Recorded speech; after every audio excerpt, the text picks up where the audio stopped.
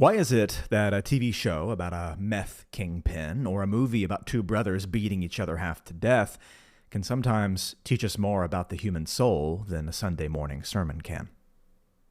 Today on The Easy Approach, Tony, Canaan, and I are talking about the accidental gospel. We're looking at why the secular world just can't escape the story of Jesus. But we also get into a heavy debate about the searing of the human conscience, the trap of good intentions, and why love is the only thing that actually causes a person to surrender. Let's get into it. Welcome to The Easy Approach. Take it easy. Take it easy. All right, everyone, welcome in to The Easy Approach. As always, I am Nate, and I am joined by Tony and Canaan. Say hello. Yeah. Hey, howdy. Canaan, we're glad to have you, man. We're definitely looking forward to our conversation today. I think we have an interesting one, right, Nate? Yeah, this should be fun. I think we've been talking about some of the different episode formats that we've really enjoyed, and some of our favorite ones are episodes where each person involved in the conversation brings something to the table, and then the rest of the group discusses through that thing. So I'm going to introduce our topic here without doing too much small talk, and we're going to dive right into it if that's cool with you Sounds guys. good. Here's what we're doing.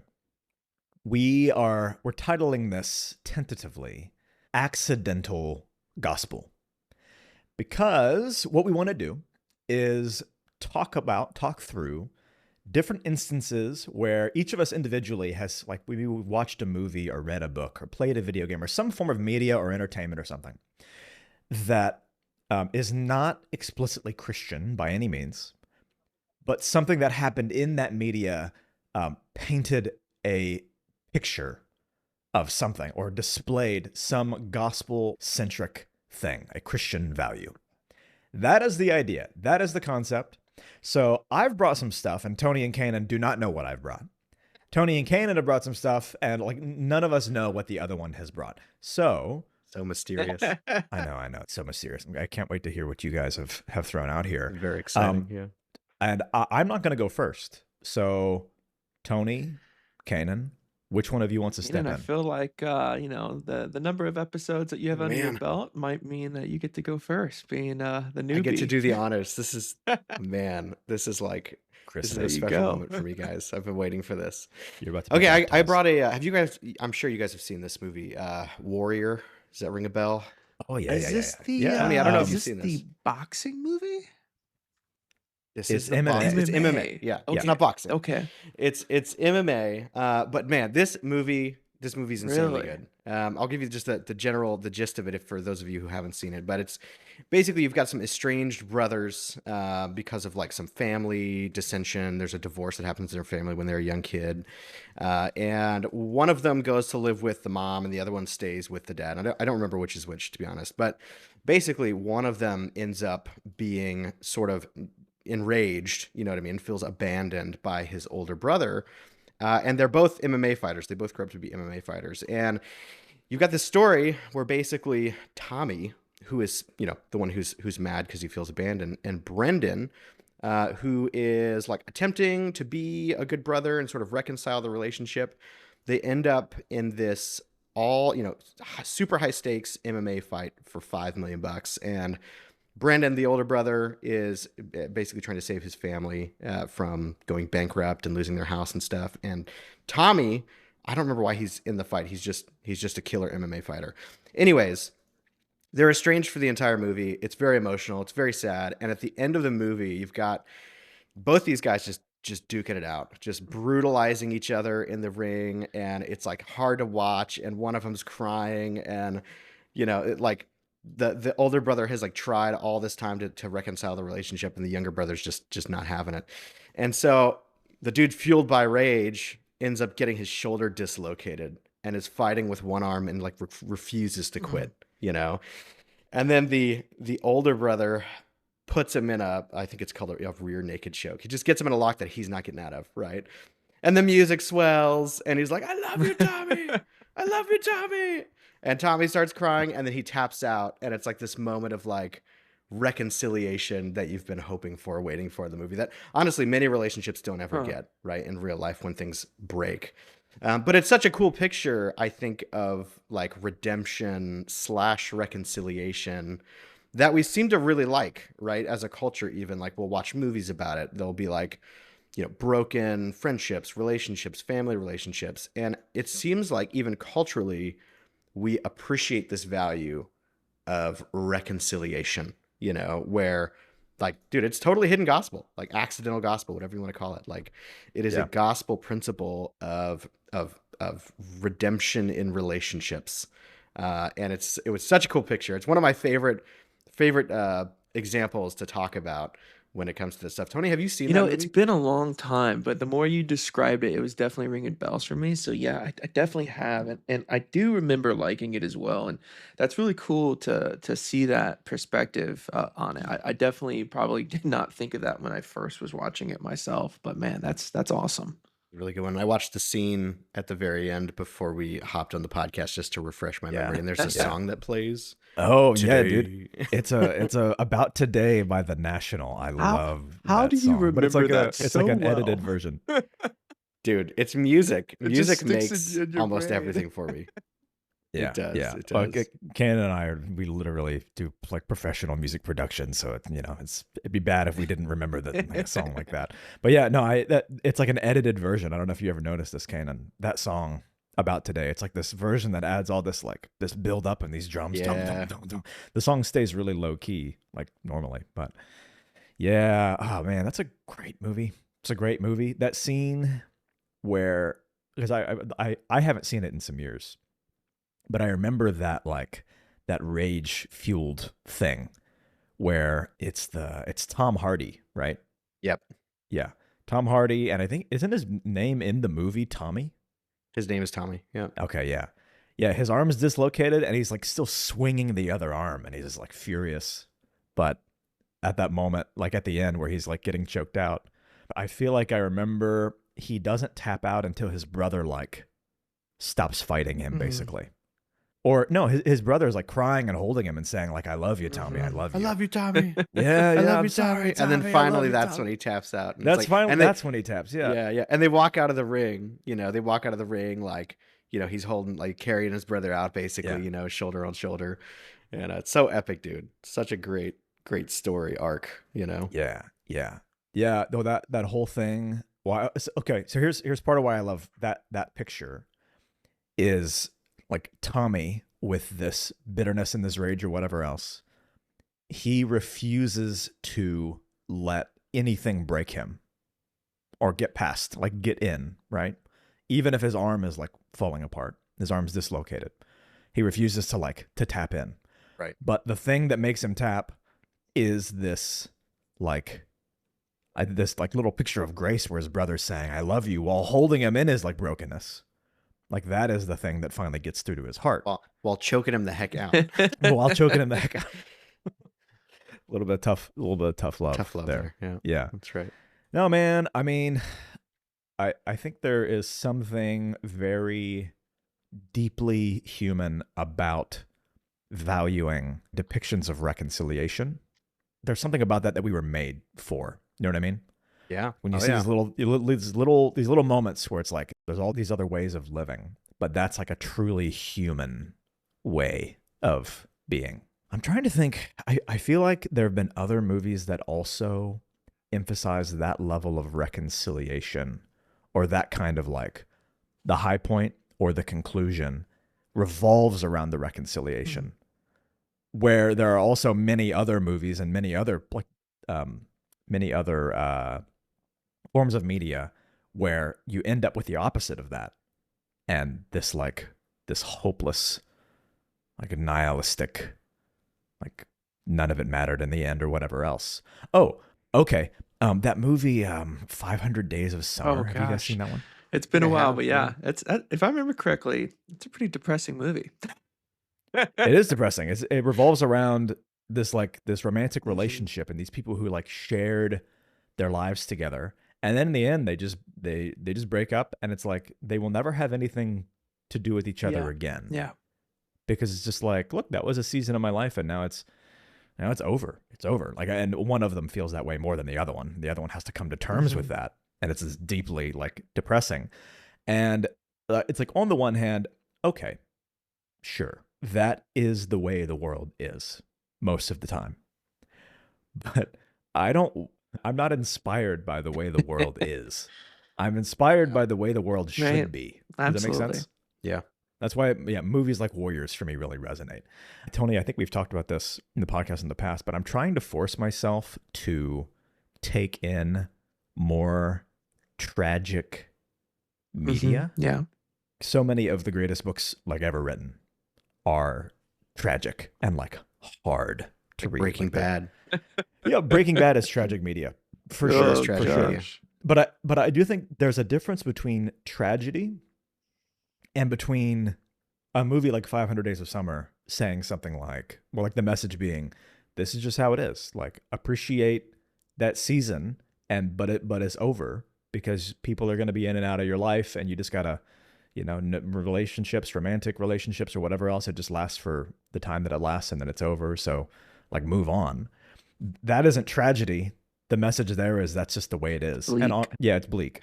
And candidly, I haven't seen the movie in some time, so I could be misrepresenting.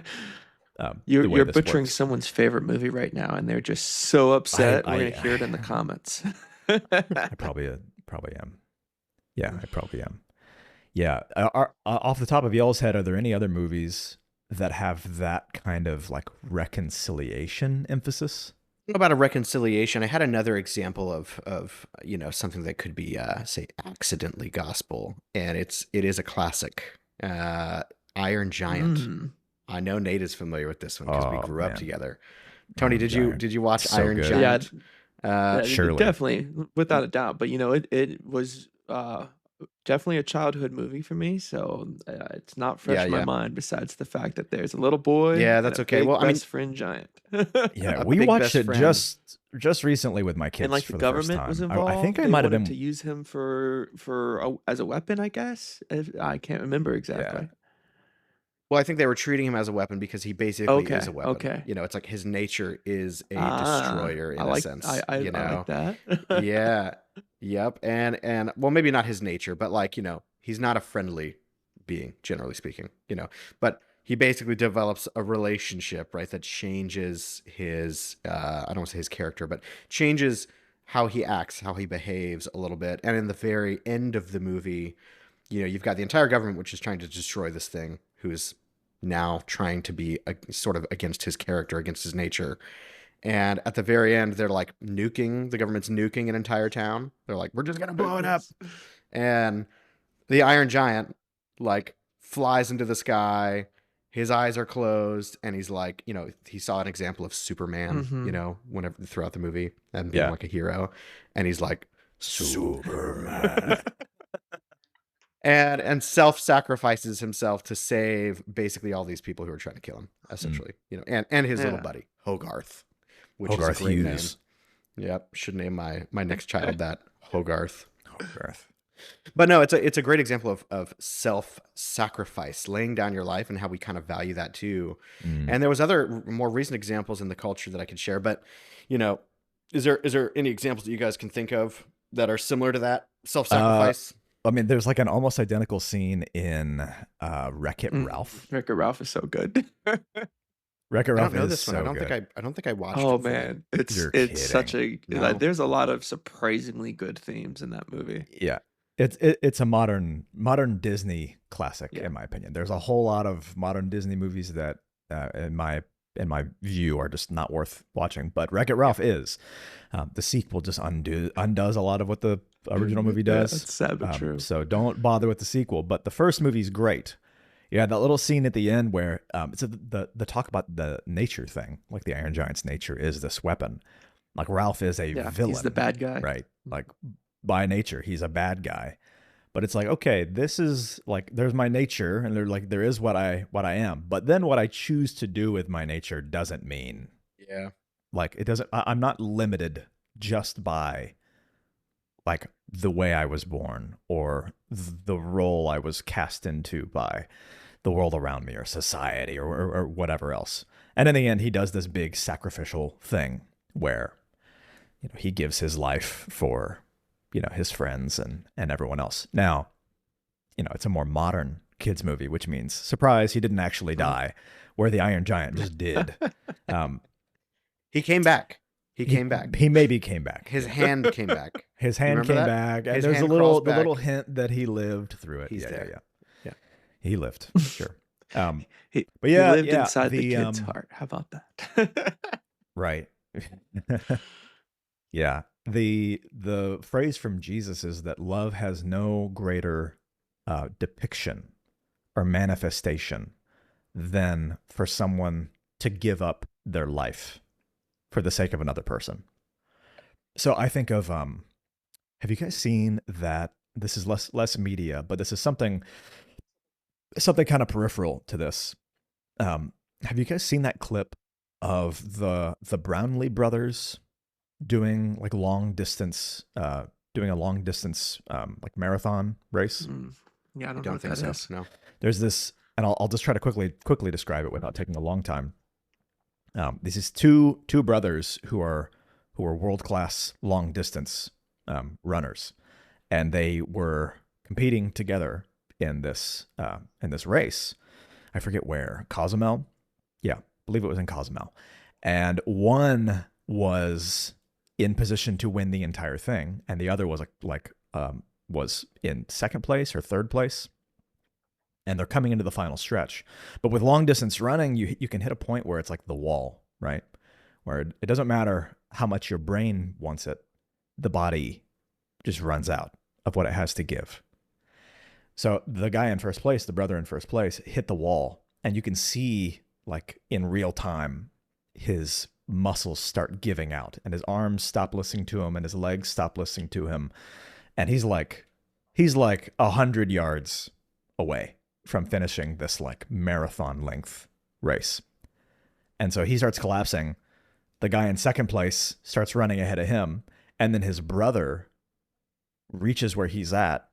And instead of like pushing ahead and trying to get first place or second place, he grabs his brother like around the waist and puts his arm over him and starts like carrying him to the finish line. And then like in the end, like the commentators are like, is this even allowed? We've never seen anything like this in any kind of competition before. And they reached the finish line, and the brother was the brother that was holding his other brother, he like kind of pushes the brother that's falling apart over the finish line so that he gets second. And then the brother that was like holding the other one ended up getting third. And it's like, on paper, that's a very unwise thing. And it's not giving up your life per se, but it is like opportunity, ranking, money, like all of the above. Yeah. And losing. So on paper, it hurts him in a variety of ways. But it was a beautiful little picture where like everyone watching that, I think everybody watching that, and everyone watching The Iron Giant and Wreck-It Ralph, I think you have to be really like deeply cynical in a broken way to watch something like that and not feel moved by it. Yeah. And not feel like that is right. Like that is really, there's something true, like we were talking about with Warriors, there's something truly human about that. Human in a way that the way the world works right now is inhuman. And I think that's just it's like a little signpost. It's a little sign that like, okay, like, yes, this is the way the world is normally. But when we see something like that and it resonates at a deep level within us, I think it's a signpost that we were made for something better than the way things are right now. We were made for something more real and something more substantial. The idea that goodness is good. Yeah, that's awesome. Yeah, goodness is right. And self-sacrifice is right. I think it was Paul who said that by this we know love, that while we were still like undeserving or sinners, that Christ died for us. That's a core pillar or picture of like Christian theology or understanding of what Jesus like does in like the good news and in his death and resurrection and all that stuff. Obviously, this is very Christian. This is a very Christian, Christ-centered episode, or Christianity-centered episode. So when we, I love depictions like that because it's like Iron Giant, Wreck-It Ralph, a long distance race. That's not a church service. That's not the Bible. Like, that's deeply like non-Christian in quotation marks, right? It's just like a thing, but it is affirming and resonating everything that Jesus stands for, which I think that's cool. Yeah. Yeah, why is that? My argument or my thought behind that would be that those things resonate with us as people because the law is, or I guess you could call it our conscience. I think that's what our world would call it, is our conscience. But the idea that there are some things that are like ingrained in us, put in us, that we just know this is good or this is bad. And all of the movies that we watch, like, they play off of that. The things we read, the movies that we watch, like, my favorite books are the ones that you're like, these are crazy stories of courage or self-sacrifice or reconciliation or whatever, or the struggle, you know what I mean? And then somebody overcoming a struggle. But Nate, what do you think about that? Curious to hear your take. Why is it that those are the things that resonate? Is it because like those things are put in us from birth, or is it something else?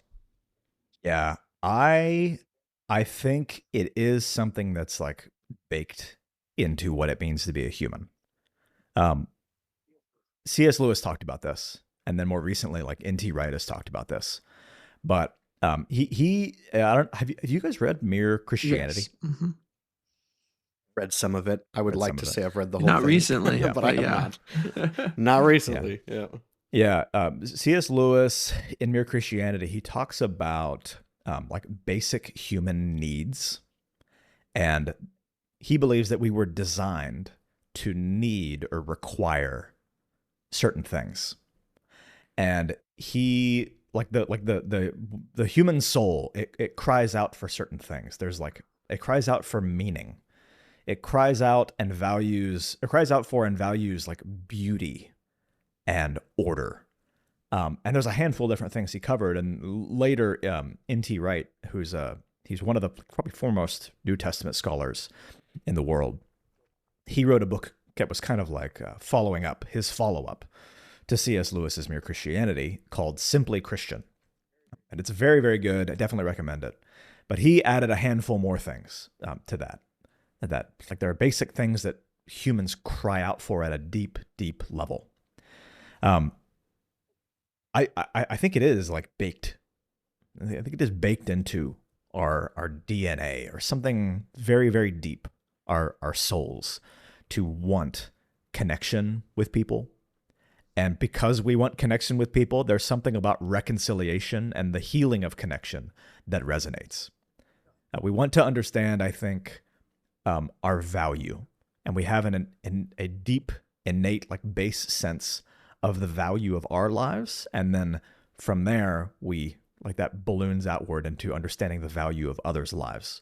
So when we see a little picture of somebody acting in such a way or sacrificing to a level that it affirms the value of other people at such a high level, it's like, I'm willing to give up my life for the sake of these things. I think that resonates. I think there's a handful of things that just really they hit at a level that anything superficial can't. In Psalms it says that the heavens, like creation, declares the weight or the significance or the glory of God. So there is something about waking up at 5 a.m. to see a sunset that it resonates at a level in us, and it stirs watching something the in us. sunset at 5 a.m. But Sunrise. somewhere I'm not. I said sunset. We were on the same page. No worries. Yeah, I thought I was in Antarctica. Of course. That's our fault for the one assuming place you we could do would this. be in America. Yes. Sunrise at 5 a.m. Sunrise at 5 a.m. in Texas, anyway. Yeah, there's something about that I think resonates super, super deep. And I think it is just part of being human. Like my perspective of humanity, and I know you guys agree with this, is that we are designed, that we carry the design and the image of our creator. And we're created for a purpose. And if you're created for a purpose, it implies that there is intention behind your design. So that's my long-winded answer to the question. Yeah. I think it has everything to do with how God created us. I think he created us for the purpose of partnering with him to like bring order and goodness and beauty into creation. He created us for relationship for with him and then with others. It's like all those things he created us for are at some level like baked into us. And so there's something about seeing that or seeing a correct or a like totally aligned picture of that happening that like it moves people. There's very few people who would look at an example like one of the ones we just mentioned and say like, how stupid is that? How worthless is that? I think Yeah. you can get there. But I think it takes a lot of work to deaden that thing inside you that wants to validate that thing. Brings me to another thought, if I may. Yeah. So what is it for people that do look at that and say things like that, goodness, and say that's stupid? How do they? I wonder how that happens. You know what I mean? How does a person get to a place where they actively dislike goodness and prefer badness? You know what I mean? Like, I mean, you obviously think of like the Hitlers of the world. You know, those are the first easiest examples that you think Yeah. about. And you're like, okay, this person seems to appreciate, not just seems, this person clearly wants some form of destruction to happen in the world.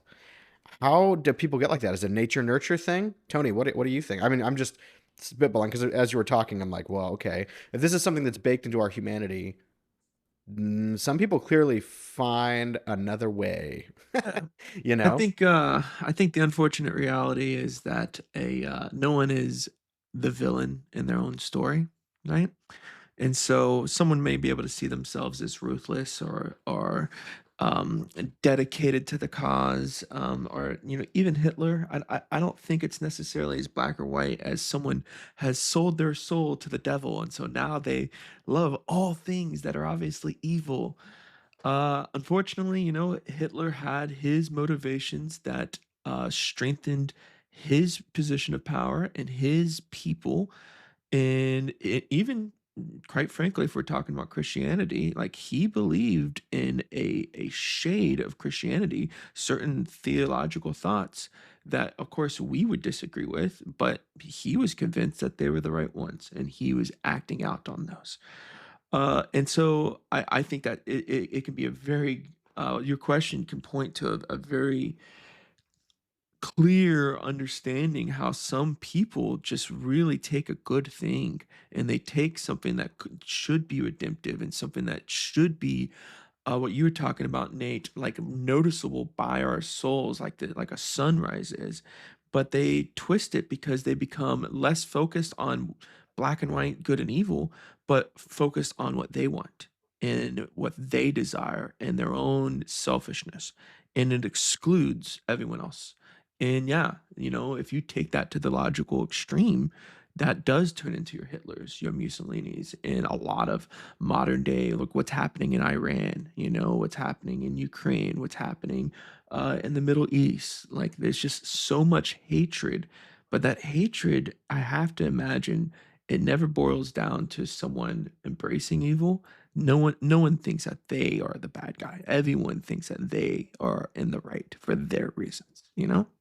I don't know. I think I sort of disagree on some end of that because it seems like we live in a world, at least, what gets put on display.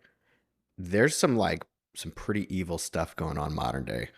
And we see bits and pieces of it in the media, you know what I mean? And these all the Epstein stuff and this Oh and yeah, that, right? absolutely. Where it's like it seems like it seems like there's some actual evil for the sake of evil. You know what I mean? Like this doesn't even make sense. It's just like you are acting. Maybe you're right, Tony. Maybe it's like you're acting in extreme selfishness Yeah. on like a perverse It, level. Yeah, You know? yeah. go ahead, Nate. I have some thoughts here. Because like, definitely like from a biblical perspective, it's definitely a very real thing that you can deaden that voice inside you, that sensitivity to like God's way of doing things. Like I guess the word conscience is the word that you used, Canaan, and that's a good word. Paul mentions in a letter to Timothy, or he said that you can sear your own conscience with an iron. Mm, So that sense of like burning it, and like if you burn something with an iron, your skin will heal, but the skin is going to become callous, and then it loses its nerve endings. yeah. Like the whole picture of searing is it becomes numb. And so I think when people, and this is my little perspective, I don't know if people ever do evil just for the sake of doing evil. I think people do things because they get something out of it. Yeah. Nobody, I don't think anybody does something wrong like out of obligation or out of discipline. They do it because they find some kind of enjoyment or pleasure or some kind of Yeah. gain Some from it. justification. Yeah. And I think, like in a spiritual and moral sense, when people, the Bible's perspective is there's two basic ways to live. There's two basic paths, and it summarizes it as like the path of righteousness, or like God's way of doing things, God's wisdom, God's path towards being human, or there's the path of defining right and wrong in your own eyes and doing your own thing. Yeah. Saying, this seems good to me, so I'll do it. I think in a spiritual and a moral sense, we can repeatedly engage in defining right and wrong in our own eyes or in the eyes of another human. I think we can repeatedly ignore the opportunities to listen to God's wisdom. And I think when we do that, we can cauterize that inner voice. And then I think eventually you can reach a point where your internal like nerves, your internal sensitivity to the difference between good and bad gets burned away. And then I think once a person's conscience is dead and like that, then it's not only like acting self-destructively, but then you can end up leading other people to also act Yeah, self-destructively. absolutely. Yeah. So definitely I think conscience can be deadened. Definitely, I think the more you define your own way forward, the easier it is to define your own way forward and to ignore God's way of doing things, or to ignore wisdom from any source. And then at least from a biblical perspective, when you see like the two ways of being human, it isn't boiled down to like from a holistic perspective. In terms of the Bible's message, it isn't boiled down to either you do God's way or you are just like wicked for the love of the game, like for the sake of being wicked.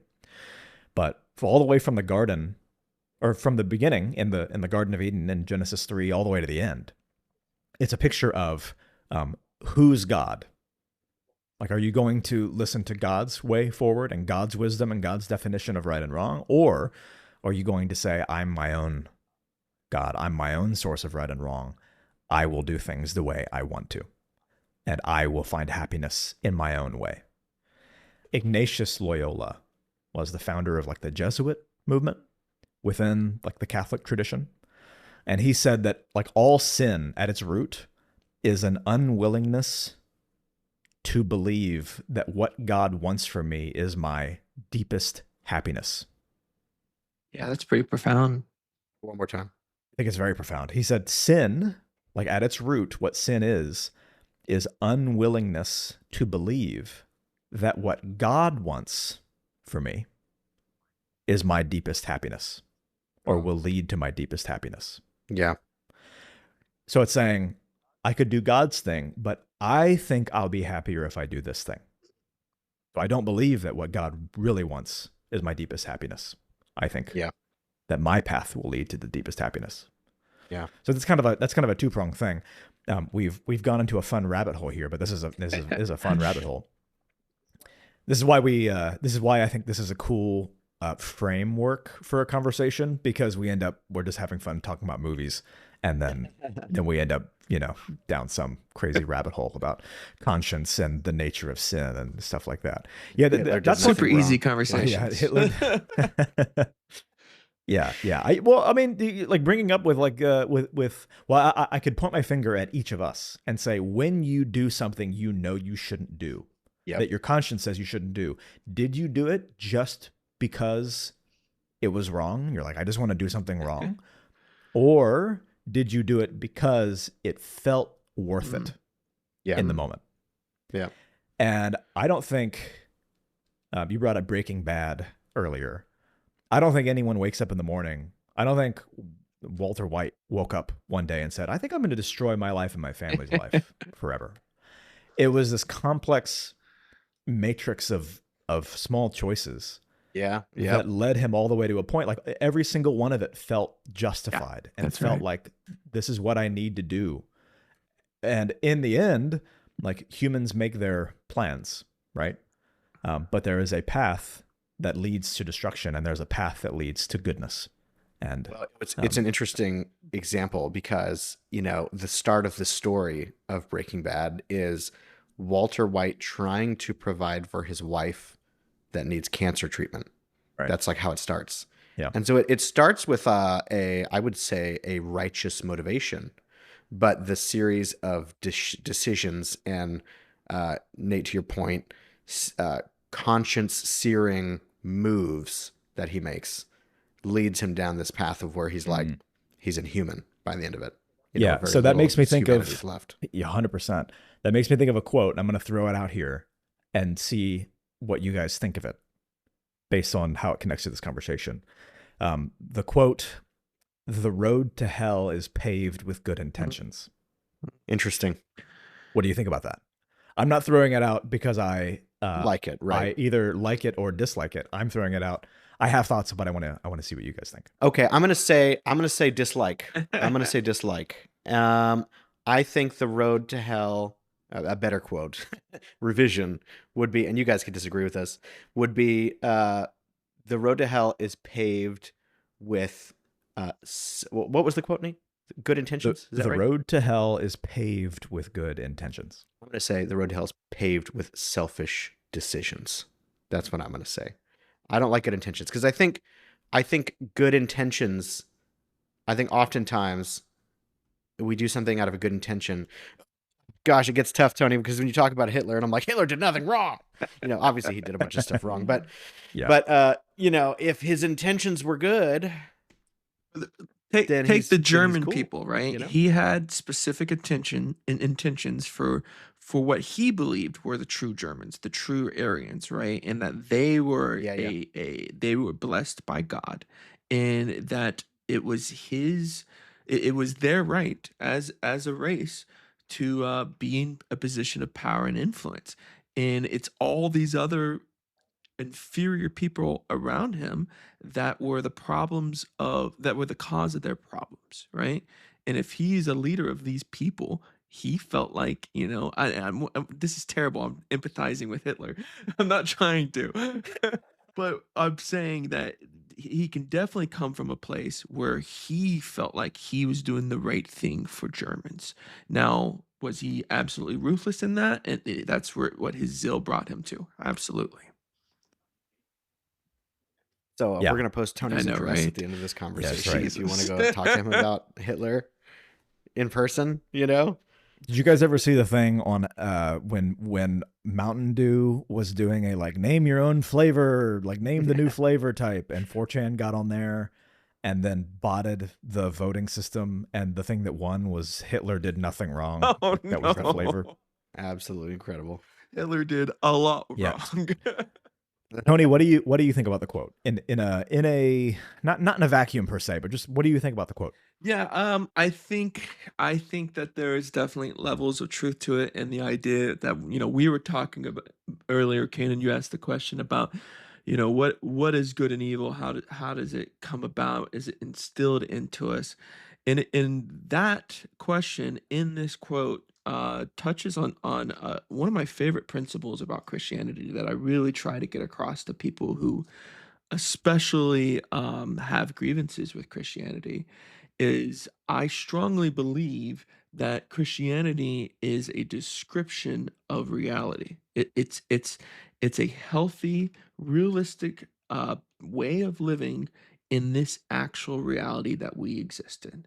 And so, in other words, when we're talking about what's good, well, it's so easy for us as human beings to identify that because the things that cause harm to other people, the things that cause harm to us and people that we care about, like how can anyone see that as good, right? Like it's a description of reality. And so a lot of Yep. times when people they can once more we're talking about Hitler or bring it way down to normal everyday people, right? Yeah. Yeah. A lot of times people do have good intentions. The father who wants to provide for his family. Canaan, you mentioned Breaking Bad, just so you know, he had the cancer and he wanted to make sure he was leaving his family with enough Right. finances. But say that, like, take that. I mean, Breaking Bad is a phenomenal show. I don't like it personally, but production wise, incredible show. But if you take a father who is trying to do what he feels like is right for his family, he needs to be the provider. He needs to be the strong one that they can rely on. He needs to be the one that sets their course as a team, as a unit, right? And these are great intentions, but Nate, we've talked about this in episodes in the past. Some of the worst things can happen on a micro level by people who are justified in what they're doing because it's what's Yeah. best for me and mine. And a lot of times I think people don't even think selfish intentionally for themselves. Like they step on someone on the corporate ladder to become more successful, to become the winner, to get that high paying job. And they might be ruthless about that. They might stab someone in the back. And some people will do that for their own benefit and their own personal gain. But I think there's an equal number, if not more, of people who are doing that for their family. They're ruthlessly treating people outside of their tribe on behalf of the people inside of their tribe. It's a very external. If for mine to succeed, for mine to get better, yours has to get worse. And that's where I think Christianity has something very strong to say about the description of reality and how that is not reality, but that is what people's good intentions lead them down. And so I do think that a lot of good intentions do lead people astray because at the end of the day, their good intentions do not line up with reality. I think it also it begs the question. Is that Jordan Peterson? What is the definition? I'm going to do his no justice to his voice. Uh, But the definition of good Yeah, yeah, intentions, that right? What is the absolutely. definition of good Absolutely. intentions? I would say they're selfish intentions. They're trying to further my cause Well, as it's opposed good to my intentions neighbor's in their cause. mind. Let me put it that Yeah, way, I yeah, right. guess. Yeah, yeah. There you yeah. go. Yes. So I also would never say that quote and just throw it out there and be like, this is just true. However, the reason I brought it up is like the line of talking the line of conversation we were in made it jingle. Like it jingled in my head because there is something true in that idea, I think. I think the statement that the entire road, because it sounds like the entire road to hell, all of it, is just good intentions all Yeah. the way. It's definitely Um, not a blanket I statement. yeah, yeah. I think that, and we did a podcast series about hell. So if you're listening to this and you're like, what do they mean by hell? Go check out that other Please podcast do. series and That's Jesus that's one of my Vision. favorite Yeah, discussions that we've had. Yeah, and we'll probably have more in the future if I had to guess. But Jesus' vision of hell is very different in a whole lot of very significant ways to our modern kind of summary of what hell is. It's picked up a lot of baggage. Our modern one has from a lot of different sources that are not Jesus and not in the Bible. But all that said, I think it might be a little more accurate to say something like the road to hell always begins with good intentions. And you might have to put quotation marks around the word good. Yeah, Mm-hmm. there you go. Because I said before, I think human beings almost never do evil simply for the sake of being Yeah. evil. But I do think all human behavior is driven by some vision of what is good. Mm-hmm.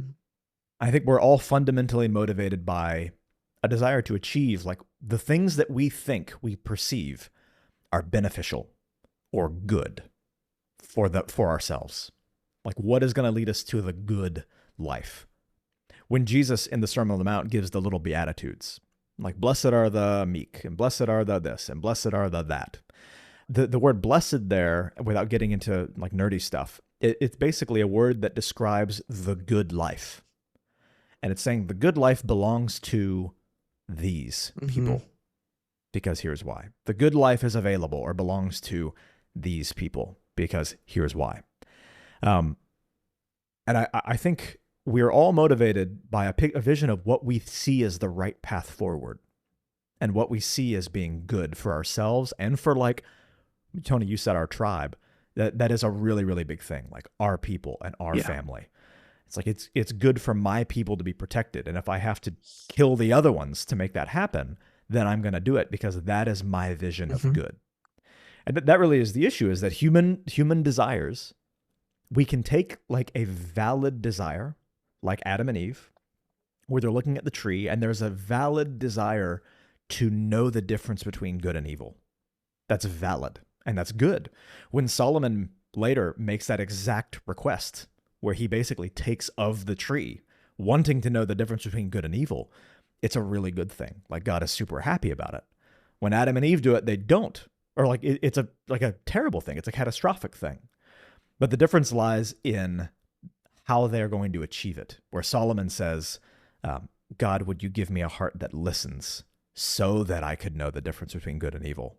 And Adam and Eve take it for themselves to be like God.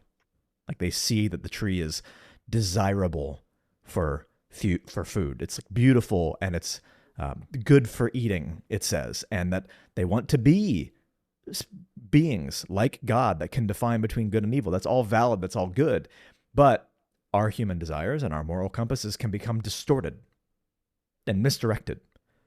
And so I think when that happens, that's when people can pursue like paths that they genuinely believe are good because their definition of good is off kilter.